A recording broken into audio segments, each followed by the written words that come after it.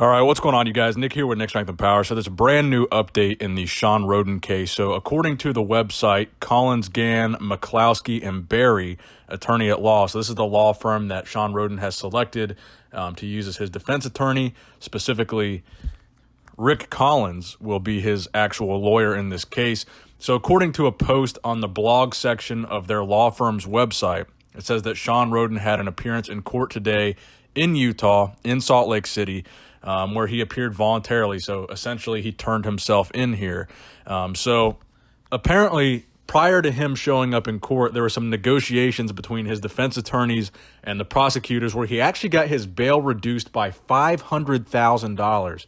So from $750,000 all the way down to $250,000, which to me is a pretty significant, substantial decrease. That's $500,000. So that makes me kind of curious what this conversation was between the defense counsel and the prosecutors that made the prosecutors believe Shawn Rhoden didn't need that high of a bail. So there must have been some very large piece of information exchanged between the two to decrease the bail that significantly. Now, the arrest warrant was also vacated because obviously he turned himself in. Shawn entered a plea of not guilty. So that is the first basically statement that we've heard from Shawn in response to all of this. Shawn hasn't done any interviews. He hasn't put out any posts on social media. So really all that we have from Shawn right now is the fact that he's saying he's not guilty or he did not do this. It also says he's being represented by Rick Collins of New York and also L. Monty Slate, who I guess is native to Salt Lake City, Utah. Then it goes on to say that Shawn deeply appreciates his many fans and supporters, especially those who are standing by him during this difficult time, and he vigorously denies the charges. He has no statement for the media at this time. He looks forward to being cleared of these false accusations in court.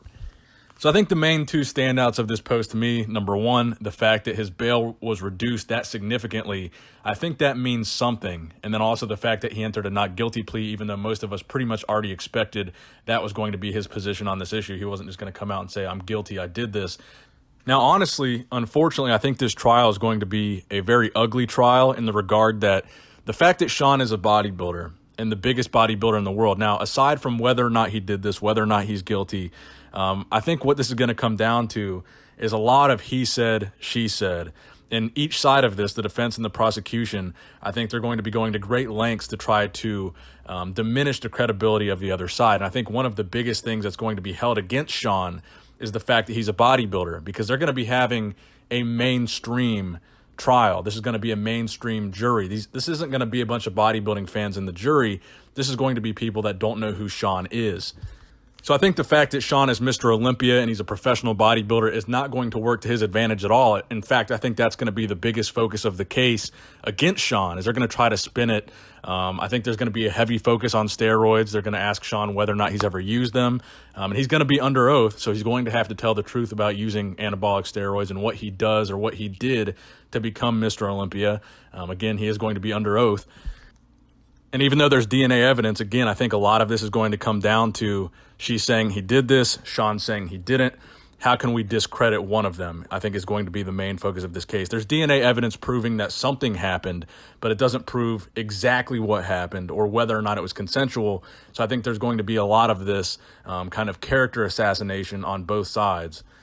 But I guess only time will tell, and we'll see how this plays out in court. So let me know what you guys think in the comment section below. Please subscribe to this channel if you have not subscribed already. There's going to be many more updates on this case, I'm sure, that I will be posting on this channel. Also, Olympia updates. As always, please give this video a thumbs up if you enjoyed it. Nick Strength and Power, signing out.